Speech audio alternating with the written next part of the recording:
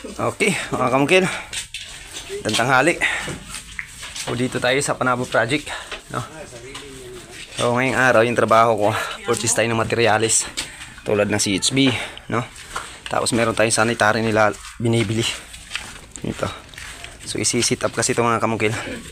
Ito dito natin ito papadaan para yun sa drainage natin, no? Sa mga floor drain. Dito siya maladaan mga kamukilo. So pinauna ko to dito para pag mapailan kahit mga 3 patong lang o 4 bago tabunan, kailangan ma-sit up muna yung tubo na yun. Dito natin idadaan kasi nandyan yung kanal. Kailangan mas mataas siya ng kunti dyan sa kanal, yung sit up papunta dun. Yun yung magiging floor drain sa bahay na to, no? Papunta yan dito, floor drain ng ating mga hugasan dito sa CR, pati sa CR sa second floor dito yung dadaan. Tapos yan, dito siya dadaan sa gilid na to. Tapos magkakaroon tayo ng Y dito, no, para sa taas, tubo para sa second floor na CR, no? Tapos dito malalagay yung ating kitchen sink ito. Yan. Kaya bumili ko nito ngayon mga kamukil. So series 1000 to, makapal kasi dadaganan to mga kamukil, tatabunan natin to.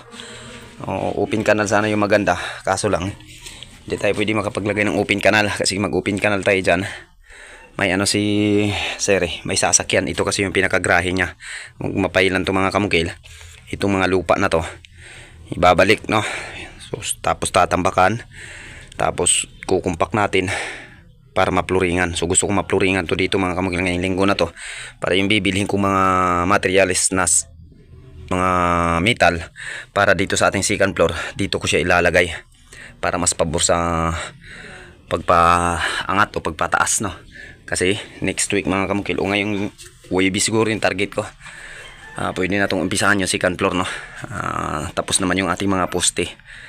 So papasira ko na rin to, itong CR na to para malinis na dito. Existing kasi ito na CR ito. Hindi po ko muna pinasira kasi wala silang palikuran. Kailangan masit up yung mga tubo dito. Yung toilet bowl dito ilipat natin dyan para dito na magsi-CR. Masisira na to. Umpisahan na natin yung second floor mga kamukil para sabay-sabay yung pagtapos nito, no? Pagka matapos dito sa baba, halos-halos tapos na rin yung second floor, interior na tayo lahat. Okay. Ngayon susukatin natin to o lilistahan ko na to ng mga materials sa tubular kung magkano yung kailangan natin budget dito hanggang mabuo siya mga kamukil. Magkano yung kailangan natin budget para sabi na natin sa ating kliyente kung magkano yung kailangan natin pera dito. So sa ground floor okay naman to, lahat ng budget is nandito na sa akin. Yung budget nito na-compute ko na kasi to.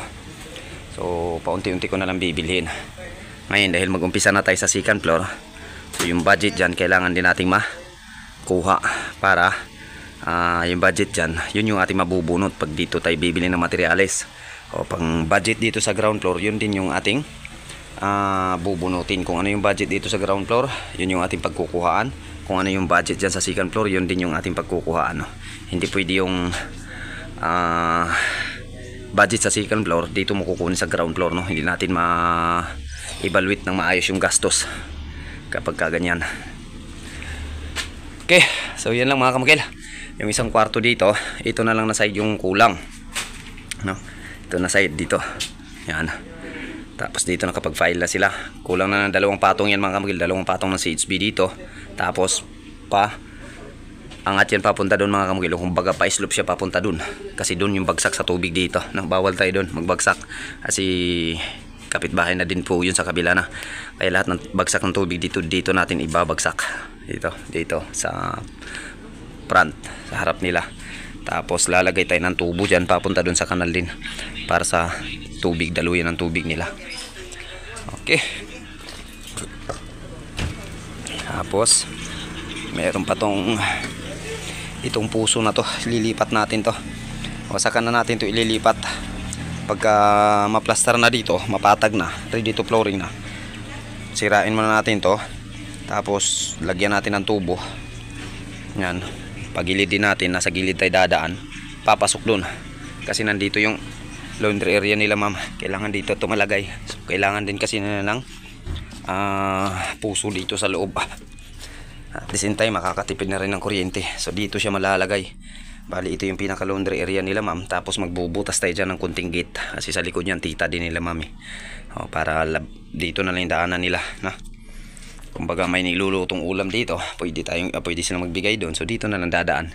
Hindi na iikot ba doon sa malayo. Yun po yung details dito. Okay. Thank you mga kamukil. Yan lang muna yung ating update dito sa Panabo Project Series 1000. Yung ating gamit lahat dito. Okay.